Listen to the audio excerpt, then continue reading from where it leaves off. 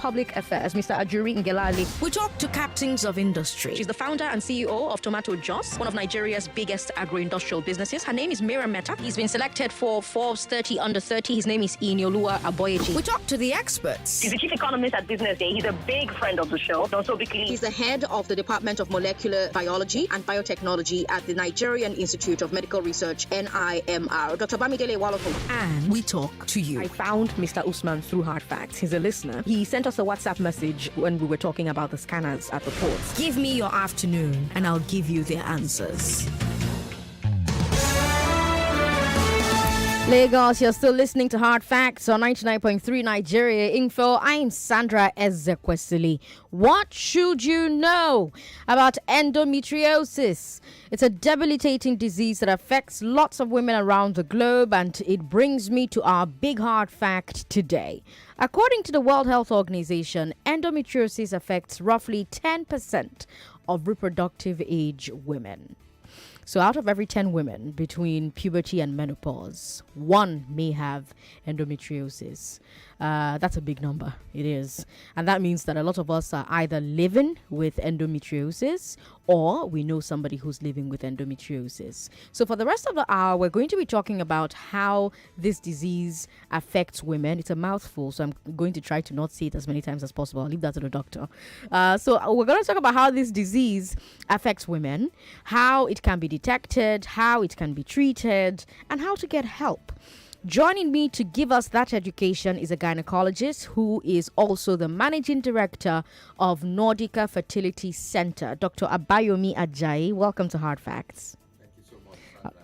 Okay, so you're going to need to speak closer into the mic so that we can all hear you. Fantastic. That's great. Awesome. Lagos, we want to hear from you as well. What would you like to know about endometriosis? Women call me on 01-465-7190. Men call me on 0700-993-993. We're streaming live on Facebook. Facebook is Nigeria Info 99.3. YouTube Nigeria Info FM. Dr. Ajayi, let's start with the very basics, right? What is this disease? Okay, thank you so much. Endometriosis, just like you said, is a mouthful. And now it's actually a very funny disease in the sense that it's the, I would say, misplaced endometrium. Okay. Okay, endometrium is the inner line of the uterus that a woman sheds every month. Ah. So the menstruum is actually the endometrium being shed. Okay. Now, sometimes for whatever reasons, this endometrium is misplaced or displaced and is in other places. So it could be on the ovary, which is probably the commonest place where it can be, or it can just be generally in the abdomen. It can be on the intestine, and sometimes it actually wanders above the belly completely. It can wander into the lungs. It can actually wander into the brain, but that happens rarely. But it can happen. Okay. So, and what happens is that, just like the endometrium, what it does normally, you build it up. If you're not pregnant, you shed it. Okay. The same thing happens to wherever this implant or the endometrial implant, the endometrium, the misplaced endometrium is, wherever it is, you're bleeding there as well. So you can imagine if it's in the abdomen, is that every month, as the woman bleeds, normally she's also bleeding into the abdomen. Oh my God. If it's in the chest, if every month as she's bleeding, she's also bleeding into her lungs. So if it's in the brain, every month when she's bleeding into the brain. So that's where it usually has this devastating effect, or just like you said, debilitating effect, because the chronic disease that most of the time you have to manage in the lifetime. 1 out of 10 women, that's a huge number. It's humongous, but the sad part is that majority of the patients are not even diagnosed. How is that possible? Yeah, because in Africa, until about 20-25 years ago, we believed that endometriosis was not a disease for black people. So some of the doctors are still living in that cloud. So they still believe that it's not here. Okay, but even where they believe that it's there, because of the fact that the symptoms are not really peculiar, they're not the kind of thing that you say, okay, I have a headache, I'm shivering, this is likely to be malaria. It could be, depends on where these implants are deposited. So symptoms tend to vary from one woman to the other. And also for some people, they don't even have any symptoms at all. Oh. So you see, so that's where this great spectrum of symptoms makes it very confusing. And then even for women who have symptoms, some of these symptoms are so personal. I can't have sex. When I try to have sex with my husband, it's too painful. Sometimes they don't really want to discuss it. And over time, some girls, imagine a family where there are 4 girls, 5 girls, and only one.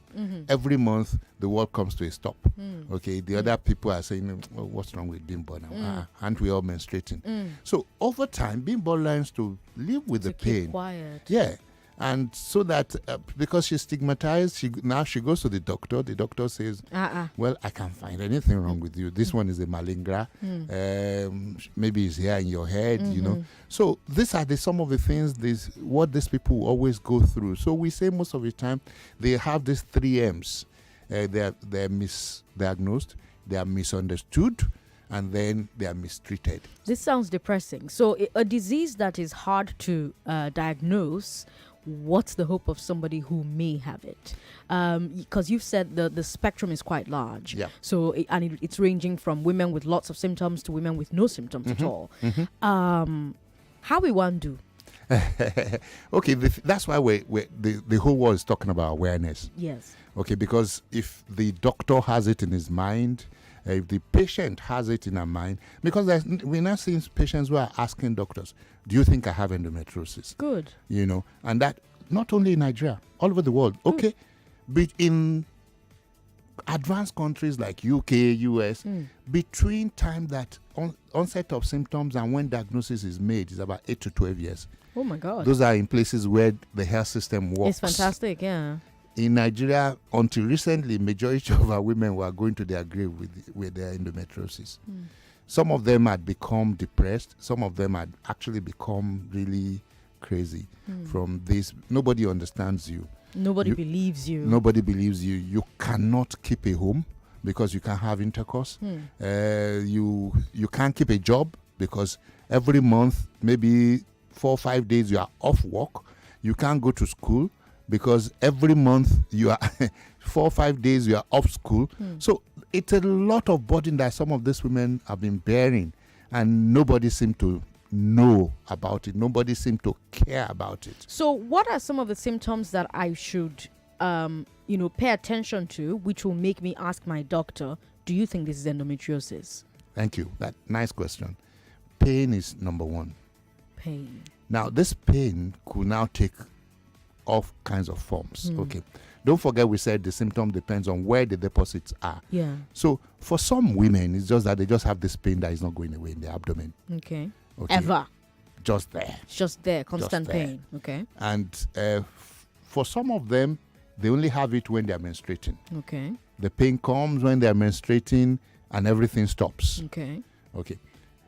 For some, it's a mixture of the two. The pain is always there. It becomes worse when there is menses. Okay. Now, for some, it's that when they want to pee, when they are menstruating, they can see blood. Okay. But isn't that normal for all of us? No. You see, for them, it's a little bit more than, what happens sometimes that there's contamination of urine.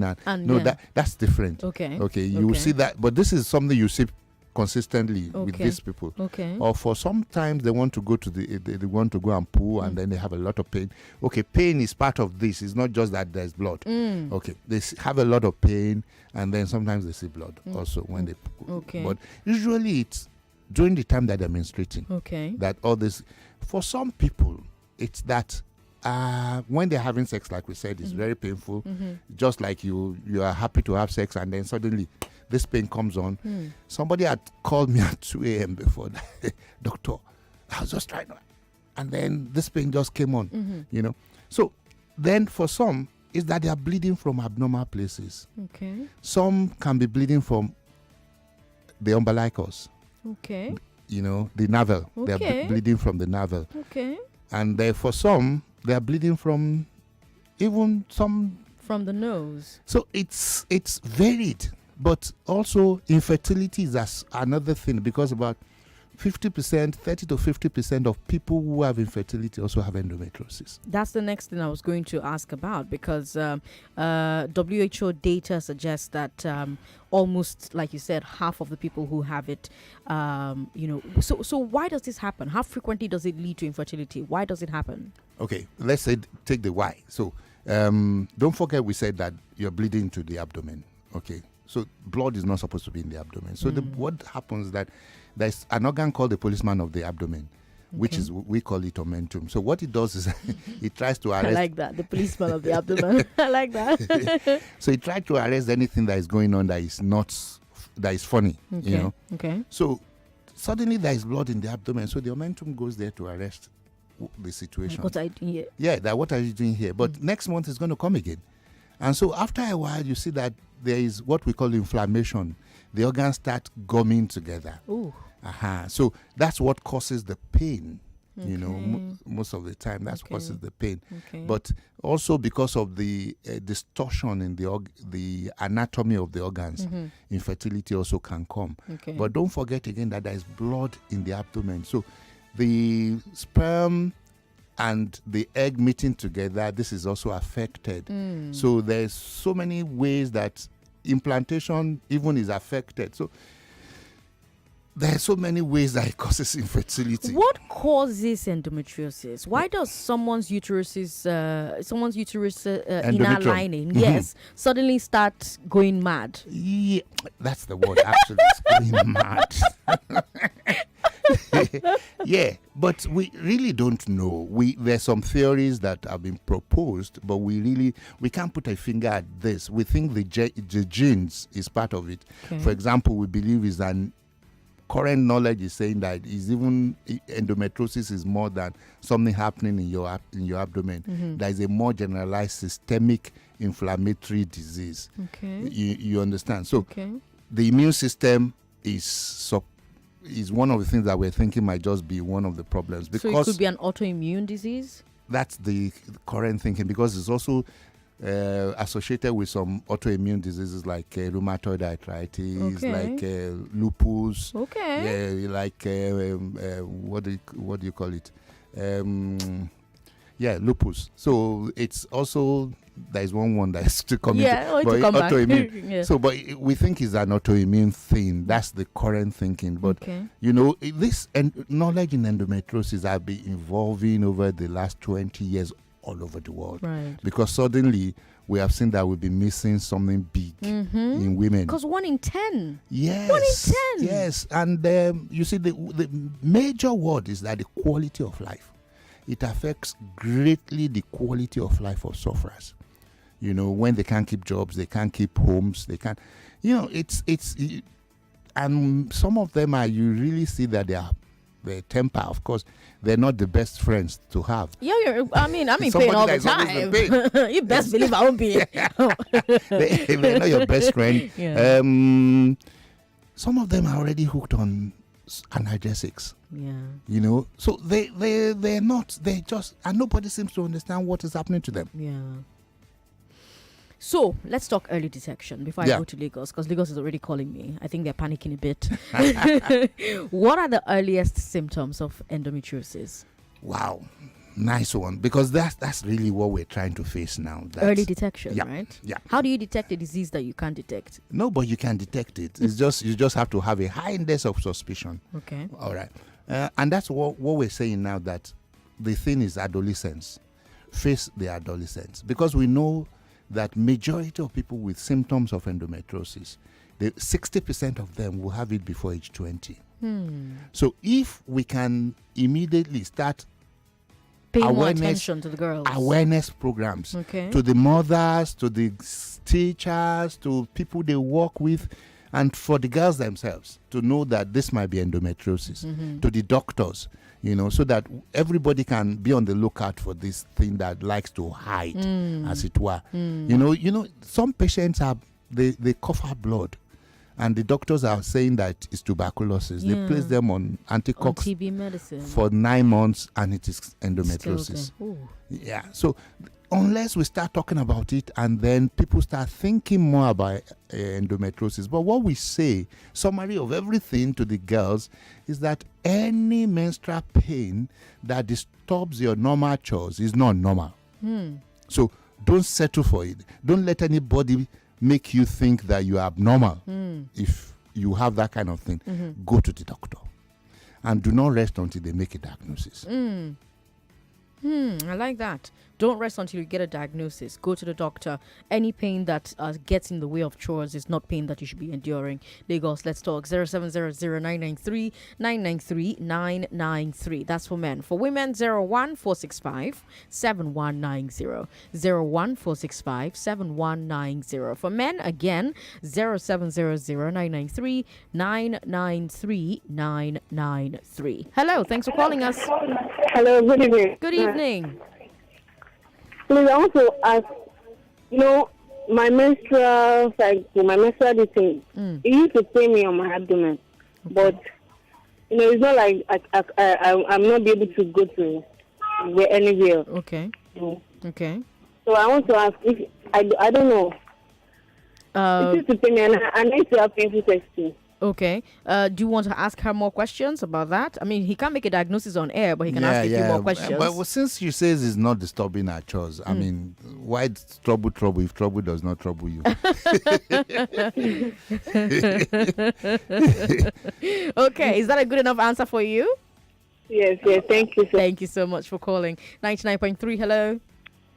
Good afternoon, Sandra. Good afternoon. Welcome. This is Adeshewa. Welcome, Adeshewa. Please, doctor, I have a 20-year-old daughter that is, in fact, all those symptoms that you said. In fact, the last time she had that attack, right in the school, she was 16 years then. Oh. In fact, she fainted.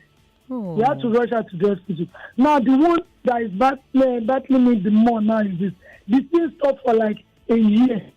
Then last year, December, she took a vaccine, COVID vaccine. Then this January, she started, in fact, from January now, we've been going to the hospital on admission from January till last month now. Then this March, that was the only time I saw that she didn't go on admission. And when I asked the doctor that, okay, what is actually going, he said it's menstrual pain. I said, so is this how we'll be living with it every month? He said, is it because of how did he say it? He said, maybe it's the vaccine. I was like, is it going to rearrange the metabolic of our body or anything? So I just want to know, was it the vaccine that caused this, or because this thing has happened before the vaccine, but after the vaccine, the thing aggravated. It's only this month that we're on admission. Okay. So please, I want to answer. All right, Adeshewa, keep listening, okay? Doctor? Yeah, thank you so much, Adeshewa. The first thing is that the vaccine does not do that. So please leave the vaccine alone. It does only good. Anyway, now, but you know what? You need, your daughter is 25, if I got it right.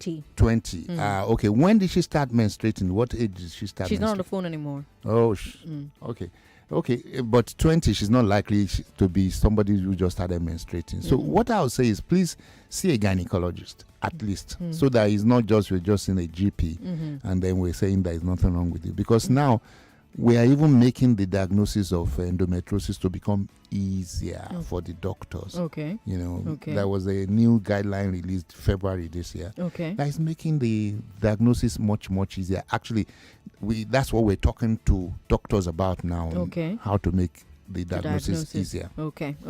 If you just tuned in, you're listening to Hard Facts on 99.3 Nigeria Info. I have on the show with me a gynecologist who is also the managing director of Nordica Fertility Center, Dr. Abayomi Ajayi, and he's teaching us today about endometriosis. What I love about this show and being a journalist is how I get to learn so much on air in the presence of everyone. And he's been giving us such an education. And if you've got questions, he's the guy. Please give us a call and ask. He can't diagnose you on air, but you can ask a few questions and he may be able to provide a few answers. 99.3, hello. Hello, good evening. Good evening. Yes, my name is Ada, calling from BI. Ada, welcome. Go ahead. Yes, but I have some questions for the doctor. I have a situation where I used to have a very flat tummy. Then all of a sudden, recently, I noticed that my stomach started then, at least my abdomen. And so I don't have pain, like menstrual pain as such. I have, it comes and it's something I can deal with. So I had visited a doctor who told me I may be having fibroids. So I don't know, he told me not to bother about trying to get rid of them. But I don't know, from what the doctor is saying now, if it's anything close to this endometriosis. Did you do a scan before the doctor said that? Did you do a scan? Oh, yes. Yes, I did. So he did a scan, or she did a scan, and then said you. He did. Oh, he did, and said you may have fibroids. Yes. Okay, so stay on the line. Let the doctor ask a few more questions. Well, one thing we are not talking about endometriosis, what you just described here now. So it's likely to be fibroids.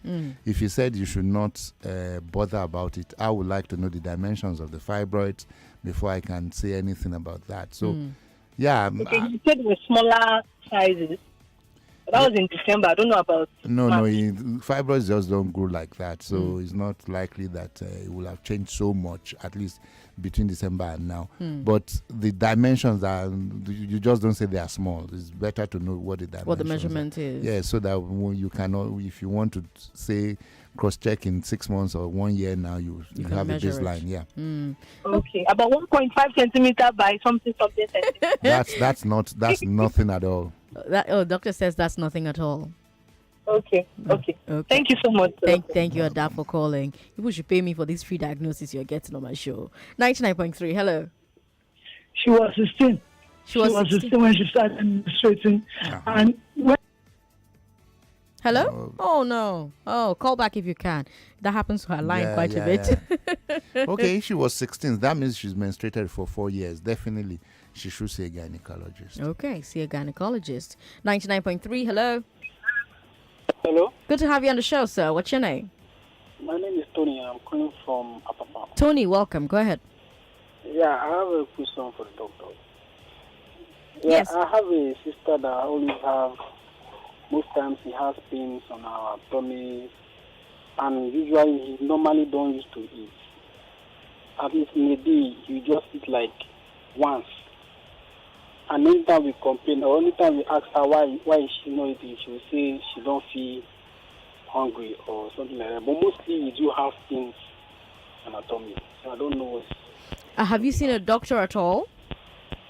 No, we haven't seen a doctor, but we're planning to. Okay, Tony, thanks for calling. We'll take a break. When we come back, Dr. Abayomi will take we'll talk about that a bit, but I suspect one of the first things he will say is try and see a doctor first and see, before we take it a step further. I'm Sandra Ezekwesili. You're listening to Hard Facts on 99.3 Nigeria Info. It's almost 5:27. When we come back, we'll keep talking to Dr. Abayomi Ajayi, who is a gynecologist and also the managing director of Nordica Fertility Center. Today, we're teaching you, I'm also learning about endometriosis. Don't go away, Lagos. This is Hard Facts on 99.3 Nigeria Info. In the world where there is global financial crisis, severe economic depression, high cost of living, and extreme poverty,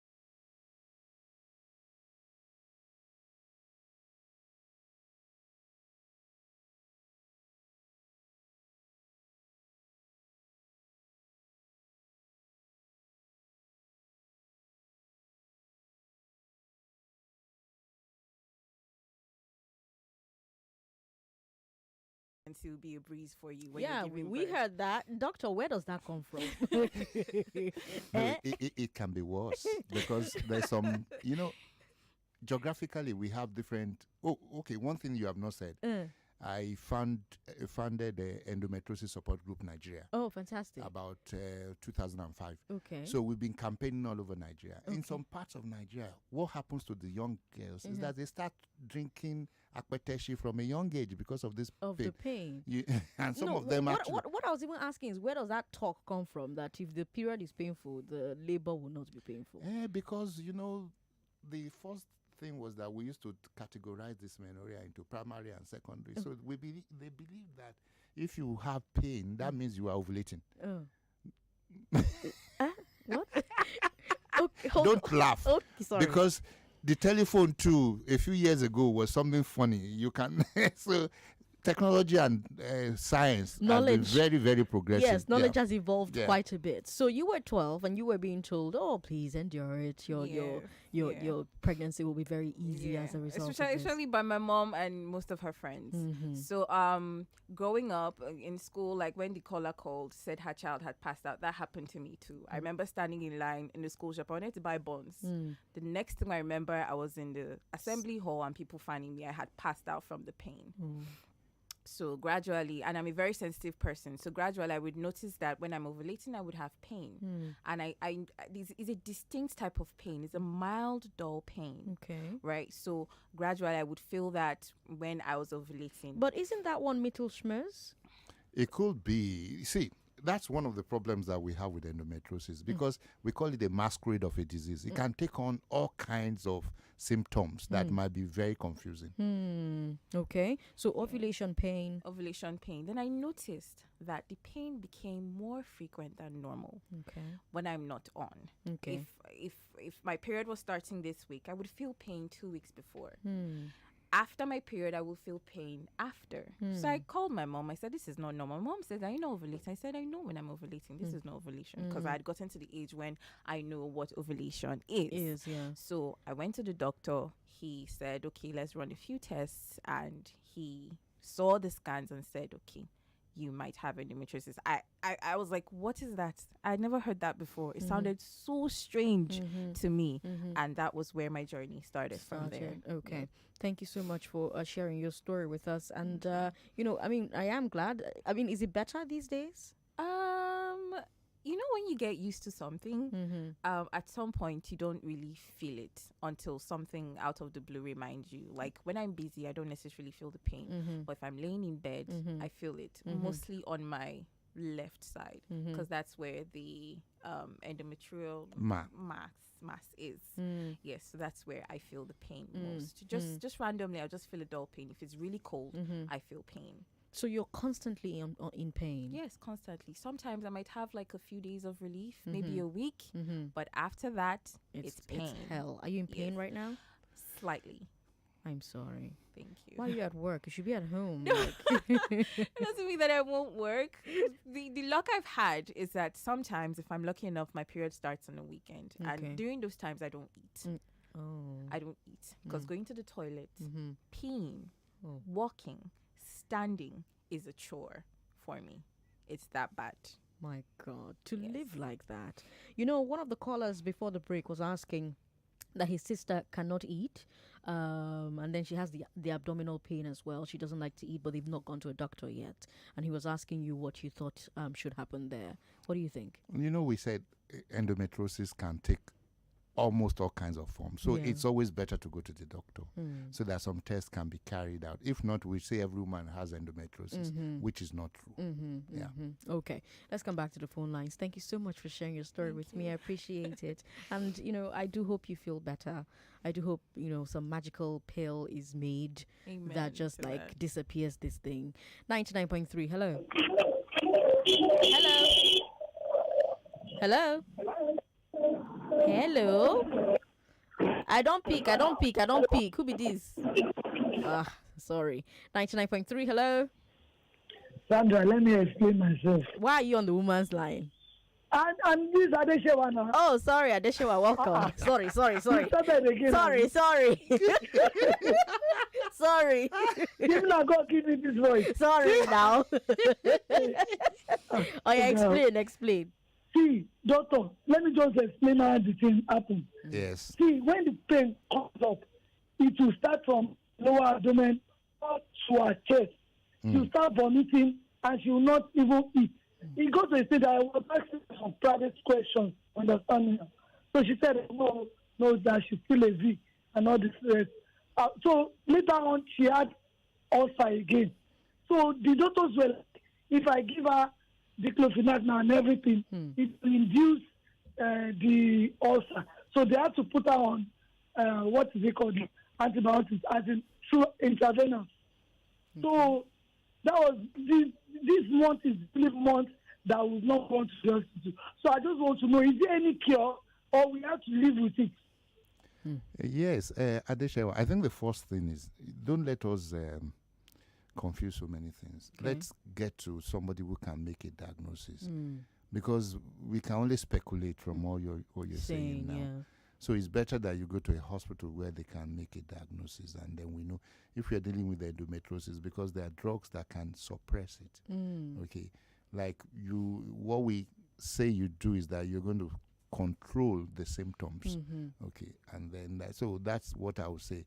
You need to see a gynecologist who can make a diagnosis. What are the health consequences of delayed diagnosis?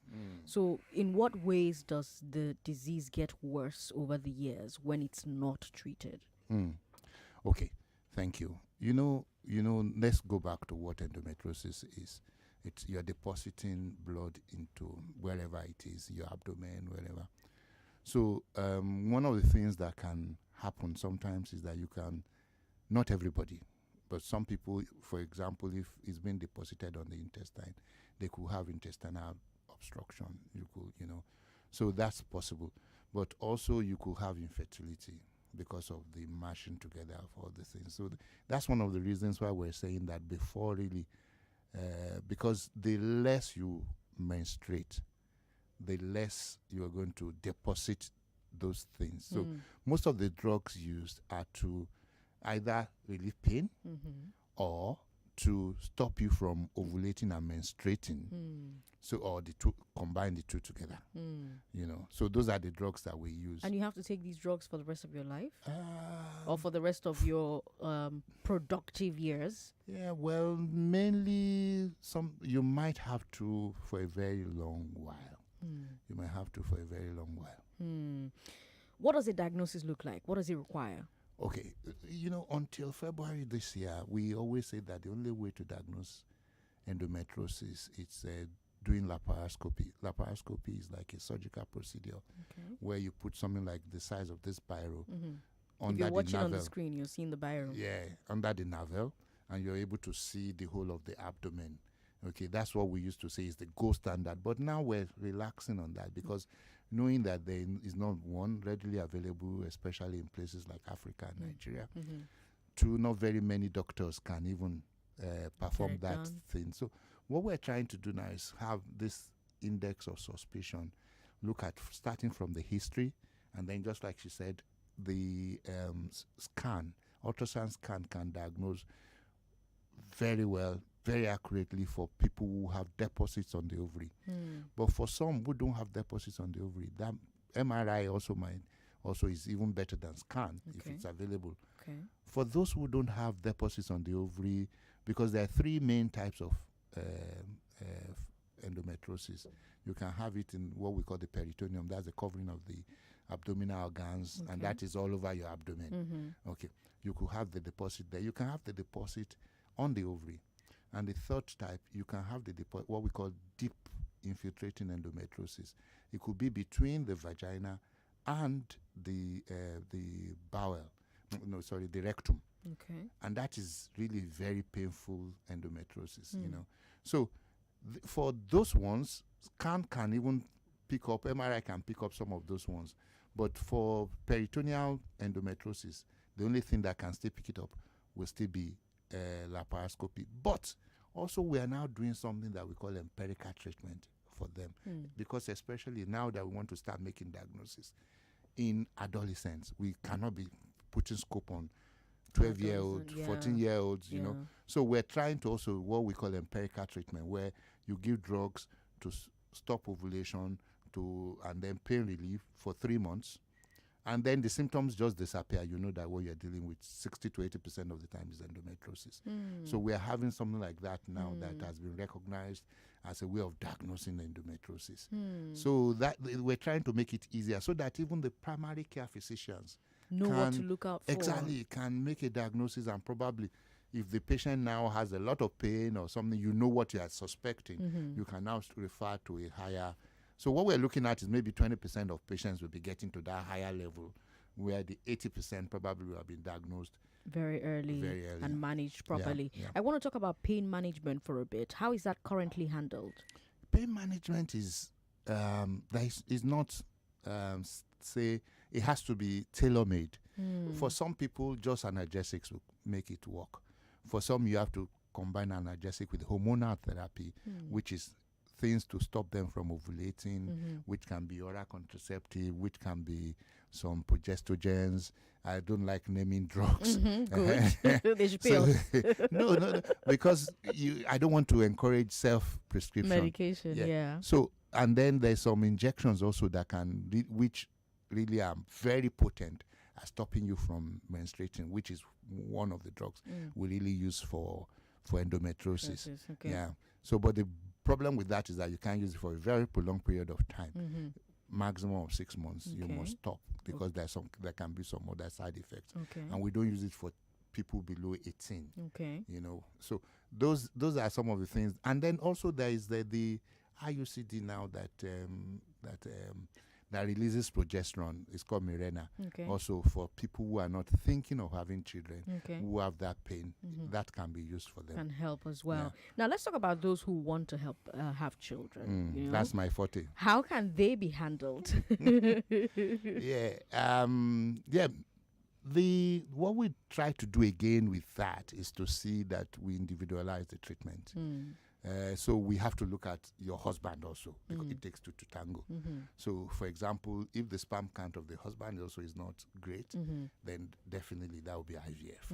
Okay, but if the husband's sperm is good and the tubes are not blocked and she just has mild endometriosis, we could do what we call intrauterine insemination.